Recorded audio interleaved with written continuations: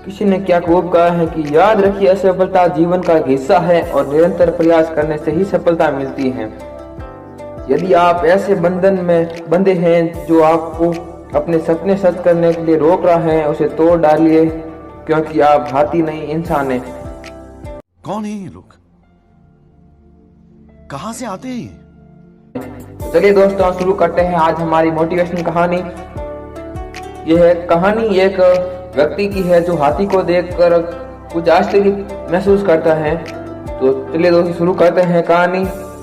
एक आदमी कहीं से गुजर रहा था, तभी उसने सड़क के किनारे बंधे हाथियों को देखा और अचानक रुक गया। उसने देखा कि हाथियों के अगले पैर एक रस्सी से बंधे हुए थे।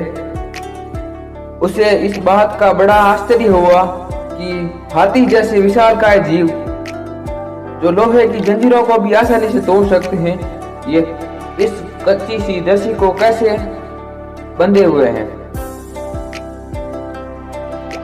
तो उसके पास खड़े मावल से पूछा उस व्यक्ति ने कि भला ये हाथी किस प्रकार इतनी शांति से खड़े हैं और भागने का प्रयास नहीं कर रहे हैं।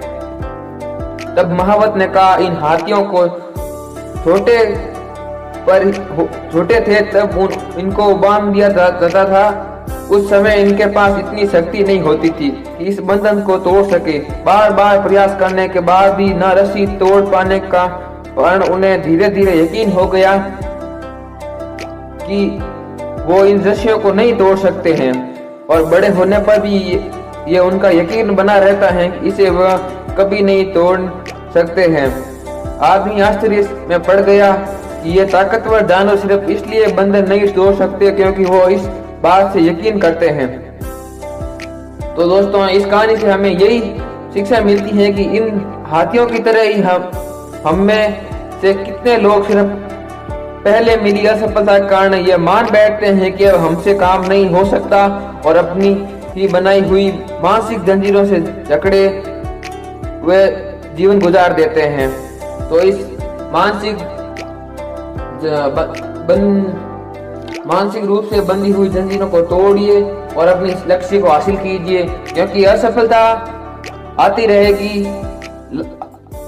और मुश्किलें आती रहेगी। उसे सामना करके अपने जीवन की ओर आगे बढ़िए। शुक्रिया दोस्तों, मिलते हैं हम अपनी नई अगली कहानी में। तब तक के लिए शुक्रिया।